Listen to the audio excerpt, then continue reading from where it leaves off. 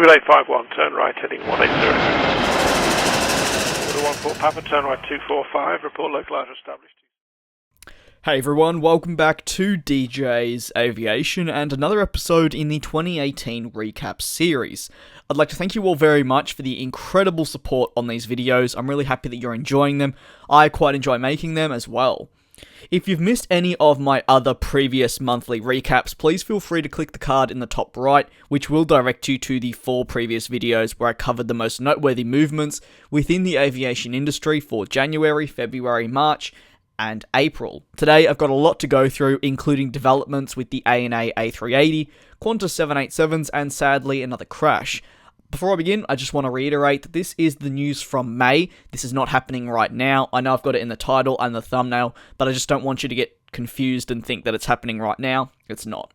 We begin with Qantas, who announced in May that they'd be strengthening their fleet of Boeing 787s. The airline said it would be ordering a further 6 Boeing 787-9s, which will bring its total fleet of 787s eventually to 14 once they are all delivered. These 787-9s will begin delivery in late 2019 and conclude delivery in mid-2020, when the airline begins celebrating its 100th anniversary and also says goodbye to its iconic Boeing 747 series, which has carried millions of passengers for decades now. These Boeing 787s that are being delivered, the new ones, the 6 additional ones, will act as a second batch, as the first batch of Boeing 787s that were to be delivered finished just a few weeks ago. Alan Joyce, the CEO of Qantas, said that Paris and Germany are hot on their radar with the 787-9s, but also noted that these new Dreamliners will be used for expansion, saying, "We'll be looking at different destinations in the Americas, Asia, South Africa, and Europe."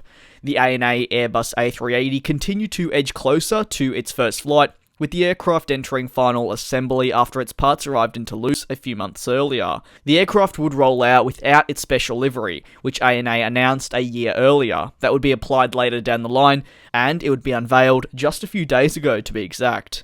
ANA expect to take on 3 Airbus A380s over the coming years, and have said they'll feature heavily on the very popular Japan to Hawaii market. May saw further developments with Etihad Airways, who reported losses of over $2 billion US a year earlier. While many did believe that the carrier would go under, the airline said in May that it was eyeing the cancellation of a number of new wide-body jets. Etihad Airways are known for their modern fleet, as it is, but their future aircraft is seemingly very bright with the likes of the A350, 787, 777X, and more on order. The rumour published by Reuters is still relevant today, as the airline continues to try and cut its losses and return to profitability. The airline throughout 2018 cut a number of high-profile routes and aircraft, and is now in discussions with Boeing and Airbus to defer orders and also cut orders from those aircraft that are listed before. Just to reiterate, that's the A350, 787, and the Boeing 777X. This comes from all the route cuts that now leave the need for these brand new aircraft at almost zero. These orders are worth hundreds of billions to Airbus and Boeing, and would ensure the production continues for these popular aircraft for a long time. The deals were all signed years back as Etihad Airways rapidly expanded. One could certainly argue now that they may be expanded too quickly, or it was down to their poor investments. Let me know what you believe was the real cause to the downfall of Etihad Airways down in the comment section below. We've discussed it on the channel quite a lot, but seemingly recapping the year, feel free to drop your thoughts below as well. The Spirit of Canada, WestJet, also received a new livery in May, as WestJet announced that their new livery would fit onto their Boeing 787s. Similar to what Qantas did, WestJet unveiled the livery at a ceremony almost a year prior to the arrival of their first 787.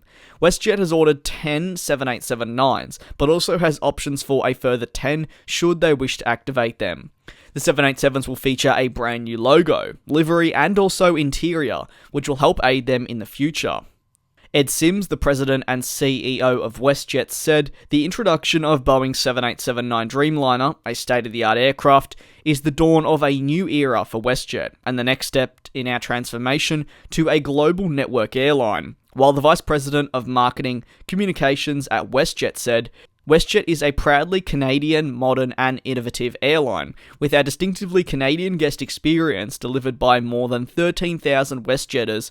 We are truly bringing the spirit of Canada to the world. We are an international airline with headquarters and roots in Western Canada, yet we will never forget where we started in 1996.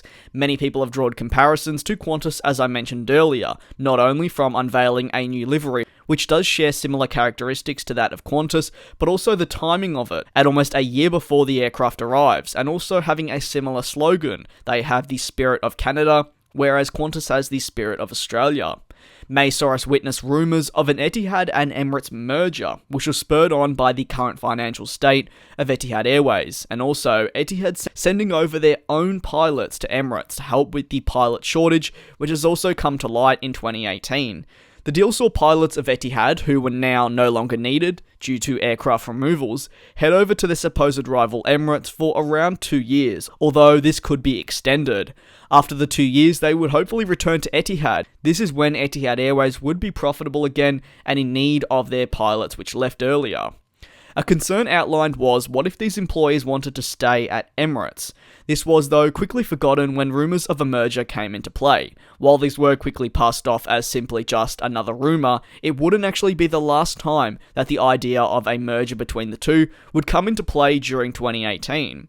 In a world of new airlines, Japan Airlines announced that it'd be launching a brand new airline as well. They said that they'd be setting up a new low-cost carrier, which would offer medium to long-haul flights around Asia, and eventually one day into the likes of Europe and the Americas.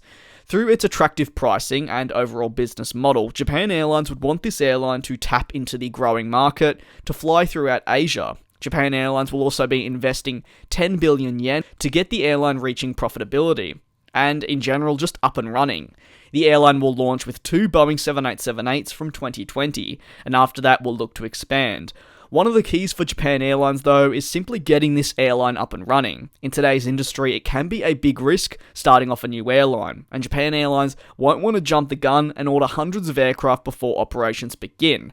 I, along with a number of other people, commended Japan Airlines on their idea on how to start an airline.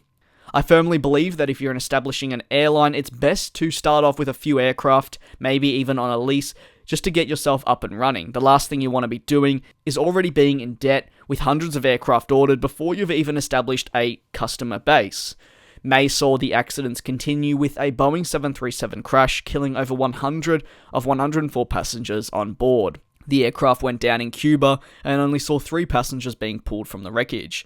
The jet took off at around 11 AM local time and went down shortly after that in a field. Locals say that they heard a large bang, followed by an explosion, and then smoke started covering the sky. Thick black smoke for that matter. The 737-200 was built in 1979 and, as you can imagine, is an extremely old aircraft for today's industry. It was being leased by Cubana for the time being. After entering assembly at the start of May, the first ANA A380 appeared, receiving widespread attention. However, it didn't have that iconic special livery. May also saw the news that Antarctica would be getting its very own paved runway. This is to help with bringing in the likes of the C-17 Globemaster, which of course features down there quite often. An airline which has been heavily rumoured to take on the Boeing 777X has been American Airlines. However, in May, they ruled out the possibility of taking this aircraft on.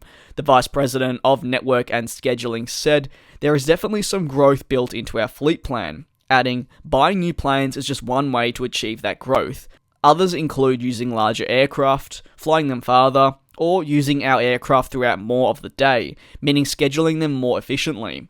Essentially, for the future, American Airlines want to stick with their Boeing 787. The airline really likes the idea of having one aircraft type to replace multiple, as they see their 767s, A330s, 777-200s all head out in the coming years."